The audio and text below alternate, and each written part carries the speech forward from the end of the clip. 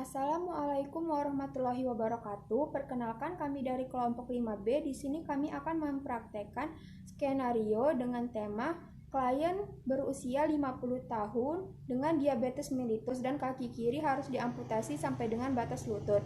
Sebelumnya, perkenalkan saya Zakia sebagai moderator, kemudian rekan saya Siti Intan Soleha sebagai dokter spesialis, Sukmawati sebagai PPDS, Celia Gina sebagai dokter jaga, Yolanda Martalia sebagai perawat, Sally Cornelia sebagai anak, Sophie Inaya Putri sebagai tim, Wulan Pratiwi sebagai Bu Widi, dan Tripeni Putri Ningrum sebagai pasien. Berikut adalah video dari kelompok kami.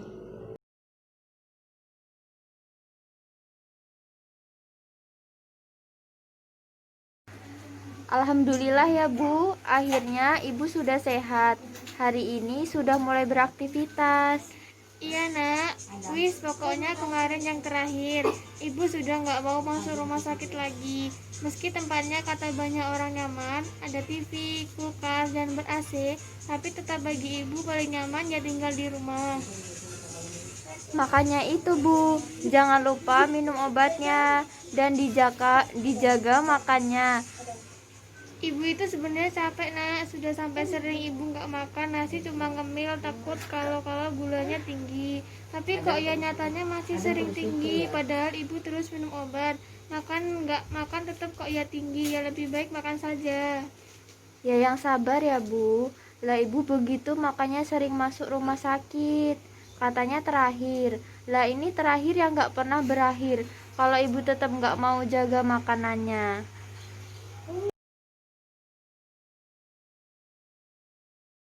Walinya pasien ya? Iya, saya anaknya. Ibunya kenapa mbak? Saya tidak tahu Mbak, beberapa hari kemarin baru keluar dari sini karena gula darahnya tinggi. Dan setelah keluar dari rumah sakit, kondisinya sudah membaik. Tapi pagi ini kok tiba-tiba lemas, menggigil, muntah-muntah, dan sering buang air kecil. Saya khawatir, karena saya ajak bicara sudah nggak gitu merespon. Seperti waktu gula darahnya tinggi Mbak, tapi biasa nggak sampai seperti itu. Apa ibu habis makan sesuatu mbak? Sepertinya makanannya nggak aneh-aneh Mbak, seperti biasanya, dan beberapa hari ini Ibu masih belum keluar rumah jauh-jauh. Mbaknya bisa tunggu dulu sambil mengurus administrasi ya. Sebentar lagi dokternya datang dan kami akan melakukan penanganan. Mbak tidak usah khawatir.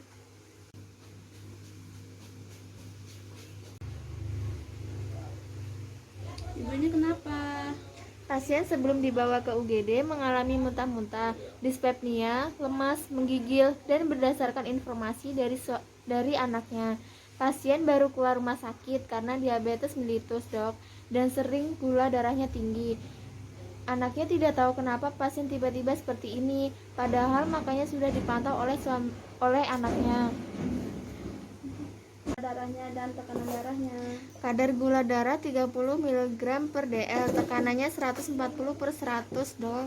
Loh, gulanya rendah sekali. Siapkan injeksi DF 40%, 25 cc, bolus 2 flakon. Baik dok, ini dok.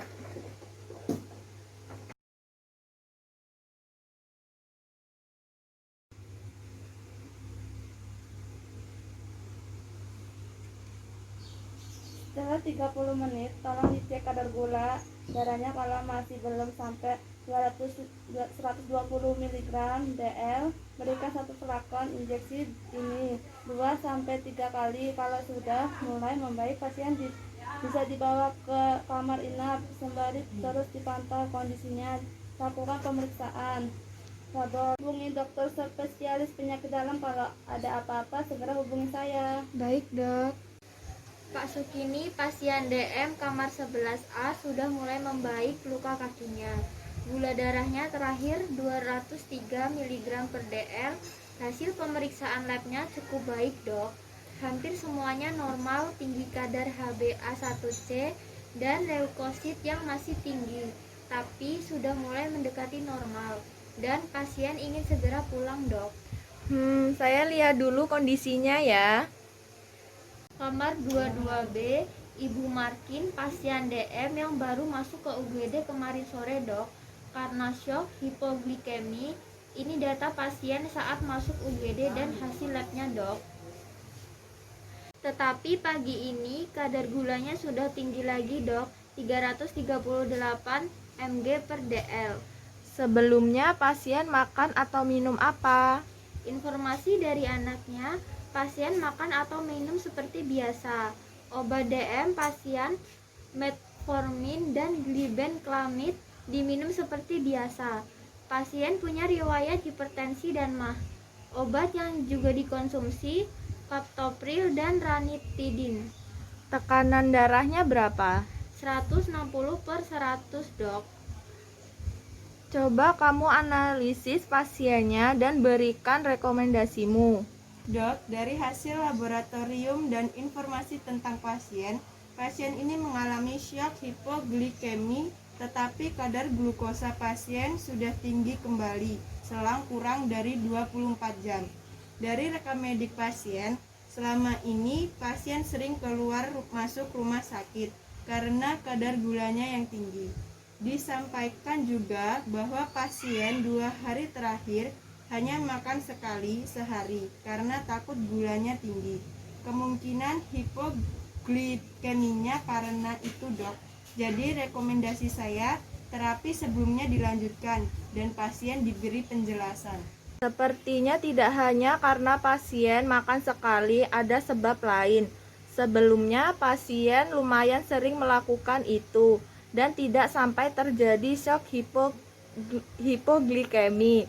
Sus, tolong ke IFRS sekarang, hubungi Bu Widi, sampaikan saya butuh bantuannya untuk menangani pasien ini. Baik, dok.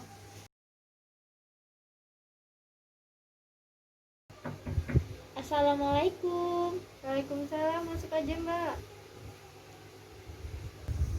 Ya Mbak, ada apa? Mohon maaf sebelumnya, saya perawat di kamar anggrek, Bu. Dokter spesialis meminta saya menghubungi Bu Widi untuk membantu menyelesaikan kasus pasien DM di ruang anggrek, Bu. Baik, sebentar lagi saya ke ruangan. Baik, Bu. Terima kasih, Bu. Assalamualaikum. Waalaikumsalam.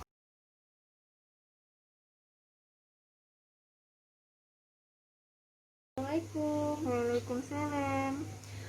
Mohon maaf loh Ibu Widi, saya minta bantuan di jam sibuk seperti ini. Oh, tidak apa-apa, Dok. Apa yang bisa saya bantu? Kamar 22B, Ibu Margin pasien DM yang baru masuk ke UGD kemarin sore karena shock hipoglikemi. Ini data pasien saat masuk UGD dan hasil labnya. Saya butuh berkomunikasi dengan pasien atau keluarga, Dok, untuk melengkapi analisis saya terhadap permasalahan pasien. Iya Bu, Bu Widi bisa visit bersama saya sebentar lagi. Sudah semua perkembangan pasien? Sudah, dok. Baik, sekarang kita mulai visit ke kamar pasien. Baik, Baik, dok. Assalamualaikum. Permisi, Mbak. Ini waktunya kunjungan dokter dan tim ya. Waalaikumsalam. Oh iya, silakan masuk. Bagaimana kondisinya, Bu? Apa yang sekarang dirasakan? Lemas dan pusing. Kondisinya sudah lumayan membaik, Dok. Tapi katanya tadi perutnya masih sakit. Bu Widi, monggo kalau ada yang ingin ditanyakan. Mbak bisa tolong dijelaskan apa yang dilakukan Ibu selama 2 hari sebelum masuk rumah sakit dan apa saja yang Ibu makan atau minum? Hari pertama ibu di rumah saja, nonton TV dan sempat bersih-bersih rumah. Hari kedua waktu itu hujan deras. Ibu juga di rumah dan membantu saya menghitung hasil penjualan produk olahan ikan. Makanannya seperti biasa, 3 kali pakai nasi jagung, sop sayur-sayuran, dan ikan. Minumnya ya air putih aja atau teh jahe. Airnya diminum kapan aja, Mbak? Waktu itu 2 kali, pagi dan malam, Bu. Mbak minum obatnya kapan waktu itu? Pagi bareng sama kita ngeteh ya, Bu. Siang dan malam juga dengan teh jahe. Oh, begitu. Baiklah, Bu. Terima kasih. Baik, Ibu, kita permisi dulu. Assalamualaikum. Bagaimana Bu Widi menemukan sesuatu? Saya mencurigai sesuatu, Dok, yakni saat minum obatnya. Sebentar, saya pastikan dulu, Dok. Seperti yang saya duga, ada interaksi antara obat dengan minuman Ibu Markin, yakni jahe dengan glibenclamide-nya, Dok. Jahe memiliki efek menurunkan kadar glukosa darah pada pasien diabetes mellitus. Biasanya dibuat dengan merebus rimpang jahe menggunakan air, kemudian airnya dikonsumsi. Sebuah penelitian menunjukkan bahwa penggunaan infusa jahe bersamaan dengan obat antidiabetes oral yaitu glibenclamide berpotensi menurunkan kadar glukosa darah yang signifikan. Dalam studi ini, vitro pada tikus myoblas dan myotubes ditemukan aktivitas antidiabetes dari ekstrak jahe. Selain itu juga ditemukan aktivitas antioksidan, antiglikation, dan potensi transport reseptor glutea dari internal vesikal. Ditemukan interaksi antara ekstrak jahe dengan glibenclamide, yaitu penurunan kadar glukosa darah pada tikus yang diinduksi dengan streptosin. Kombinasi glibenclamide dengan ekstrak jahe dosis secara signifikan menurunkan level glukosa darah 26,3% setelah 4,5 jam. Jika dibandingkan dengan penggunaan glibenclamide tunggal yang hanya 7,9%. Jadi karena jahe dan glibenclamide-nya pasien bisa seperti itu ya. Widi, ada rekomendasi untuk pemilihan obatnya untuk terapi selanjutnya? Rekomendasi saya, Dok, melihat kondisi pasien yang sudah tidak efektif menggunakan kombinasi obat oralnya, dilihat dari kadar glukosa darah puasa lebih dari 250 mg per dl, kadar glukosa darah menetap lebih dari 300 mg per dl, A1C lebih dari 10%, pasien juga memiliki riwayat hipertensi kritis dan hiperlipidemia. Obat untuk rawat jalannya bisa dimulai menggunakan insulin rapid, SA, dan metformin. Terima kasih Bu, saya tampung dulu masukan dari Bu Widi sambil melihat perkembangan pasien. Sama-sama, Dok. Assalamualaikum, waktunya kunjungan ya, Mbak. Waalaikumsalam. Silakan, Sus. Bagaimana Bu? Kelihatannya sudah sehat. Apa ada yang masih terasa sakit? Iya, Dok, sudah sehat. Sudah tidak ada yang terasa sakit. Apa saya boleh pulang, Dok? Saya sudah tidak terasa di sini, mau pulang. Oh, ya, Ibu bisa pulang hari ini. Dijaga ya Bu makannya dan minum obatnya. Iya, Dok. Sebelum pulang nanti konsultasi dulu ya sama Bu Widi, apoteker rumah sakit. Sus, coba Bu Widi dihubungi ya. Baik, Dok. Assalamualaikum. Waalaikumsalam, mari silakan duduk. Perkenalkan, saya Widi, apoteker rumah sakit yang bertugas untuk menangani masalah obat-obatan. Ibu Markin sudah sehat, Bu. Kemarin Ibu Markin masuk rumah sakit karena shock hipoglikemi. Akibat ada salah satu obat Ibu yang bereaksi dengan jahe yang diminum.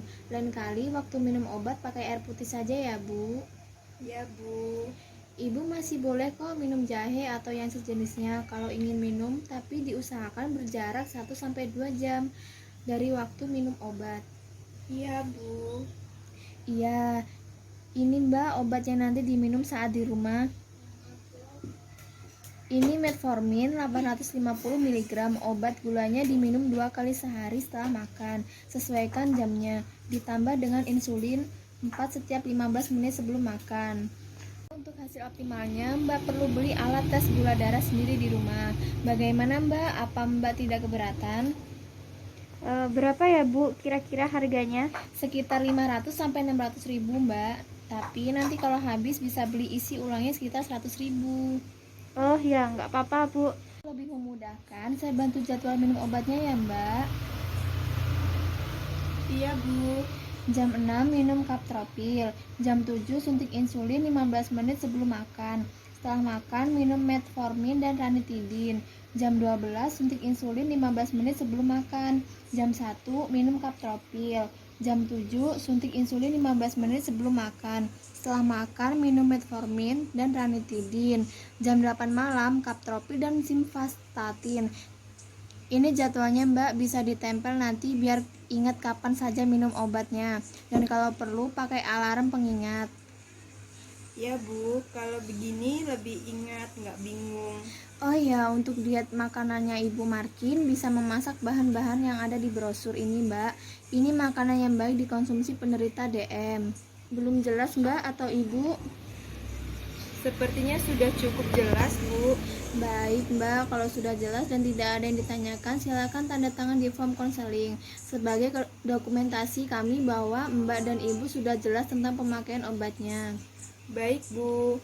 Jangan sungkan untuk menanyakan kepada saya jika ada pertanyaan tentang penggunaan obatnya Mbak. Ini kartu nama saya, silakan dihubungi. Baik Bu, terima kasih. Semoga sehat selalu ya Bu dan gula darahnya bisa terkontrol. Amin. Baik Bu, terima kasih. Itulah video dari kelompok kami. Apabila ada kesalahan, kami mohon maaf. Kami akhiri wabillahi taufiq wal hidayah. Wassalamualaikum warahmatullahi wabarakatuh.